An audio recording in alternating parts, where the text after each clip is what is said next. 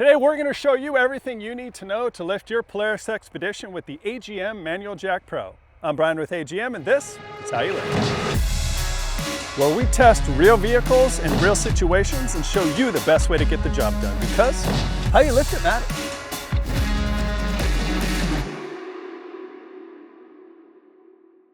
Trust me, it's happened to us more times than I care to admit. Nothing kills the fun faster than a simple trail fix turning into a whole new list of headaches, but it doesn't have to be that way. We make jacks that can actually help you with real trail repairs. So today I'm not only going to show you how to lift your Xpedition, I'm going to show you how to make it safer and easier, so even a trail repair becomes just another part of the adventure. Let's get into it. Quick tip before we get started.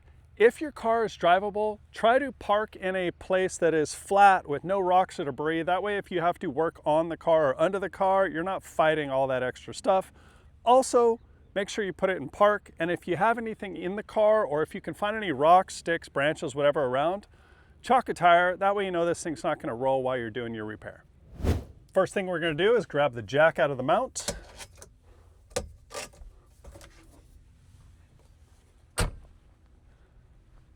Grab our hook and impact, and since we're back here, we'll start at the rear of the car. Now on these Xpeditions, we like to pick up from the side of the car. There is a frame rail running behind the rocker panel all the way down the length of this car, so anywhere along here is easy to pick up. You know that it's here because you can see these screws. These screws are actually threaded into that tube. You can also feel them underneath, so that allows you to kind of tell where that tube is. So with that knowledge, we're going to put our hook in. We'll open the door. That way we just give a little extra room. We're not going to damage the body in the off chance that something happens. Place the jack in. We're going to raise it up just a little. And before we get going, we want to make sure the bottom of the jack is in just slightly more than the top of the jack. That way, as we lift the car, the jack follows it and comes to an upright position. If we didn't start this way and the jack was kicked out more on the bottom, as we lifted, the jack would tilt towards the car even more, and there's a chance the jack or the car can fall off the pad. So bottom of the jack in, top towards us. Now our pad is making contact here, and we're also contacting the body. That second point of contact helps stabilize the jack as well. With those two there, we're gonna lift.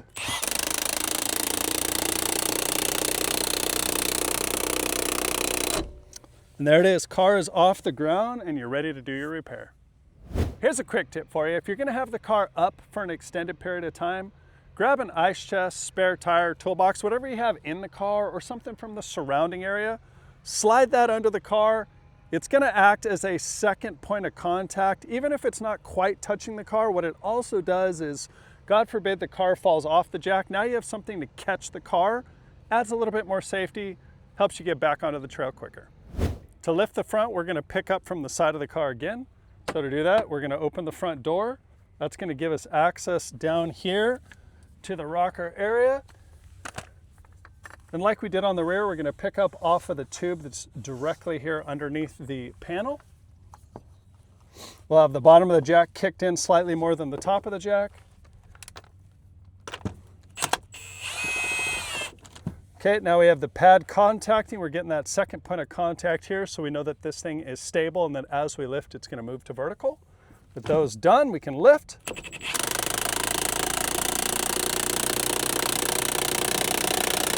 And there it is, with the tire off the ground, you can begin your repair. Just a quick note, all the lifts we showed today were picking up from the side of the Xpedition. The reason for that is this car has very little down travel. You can get in there, make your lift, do your repair, and not have to mess around with the angle of the arms, which when you have a flat can be a bit more extreme. Plus there's concerns with body panels and fenders. So if you do need to lift from the suspension, you're more than welcome to do that. We just prefer to lift from the side of the car because it's very simple and you can get the job done quickly and safely. With a flat, now we can put it all together and show you what a tire change looks like. That door open.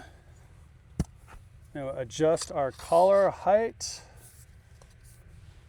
Put our hook in. Man.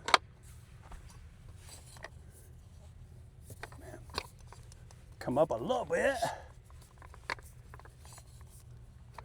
And then we're going to kick the bottom of that jack in just a skosh more than the top. We're gonna get our second point of contact here between the body and the car and lift.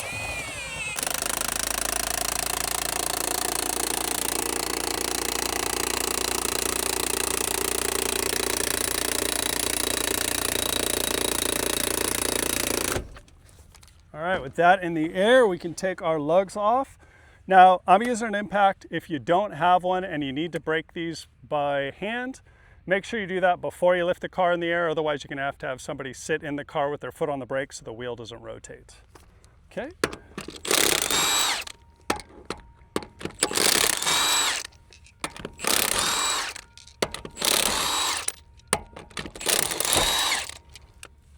Now you'll notice I caught all the lug nuts. The reason we want to make sure these don't hit the ground is if we get any dirt inside here and we put that back onto the stud, there's a high chance that it's going to gall the threads, which is going to end up causing you to need a new stud as well as a new lug nut. So try to keep those clean, but if they do get dirty, no big deal.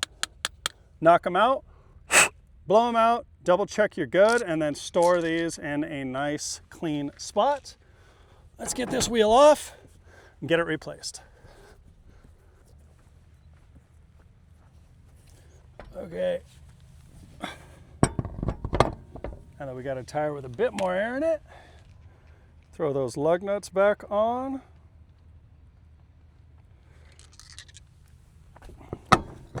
We're going to start all these by hand just to make sure we don't cross thread anything.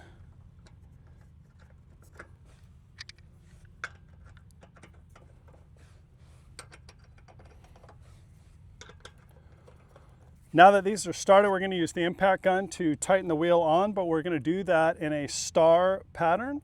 And the reason for this, instead of just going around in a circle, is we want to make sure that that wheel tightens flush to the brake rotor. By going in a circle, there's a chance you could pull that in crooked.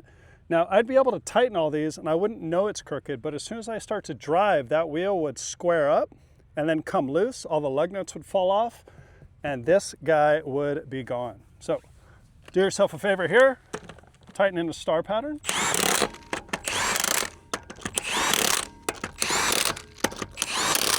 And then I'm gonna go around one more time just to make sure everything is tight.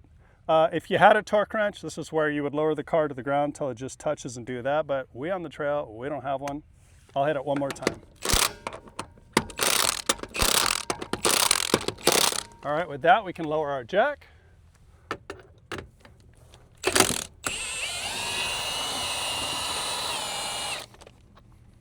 Awesome, let's get back on the trail. And that is everything you need to know about lifting your Polaris Xpedition with the AGM Manual Jack Pro. Today's video had one goal, and that's to make trail repair safer and easier, because how you lift it matters. I'm Bryan with AGM, and this is how you lift it. If you have any comments or questions, please leave them below. Thanks for watching. We'll see you next time.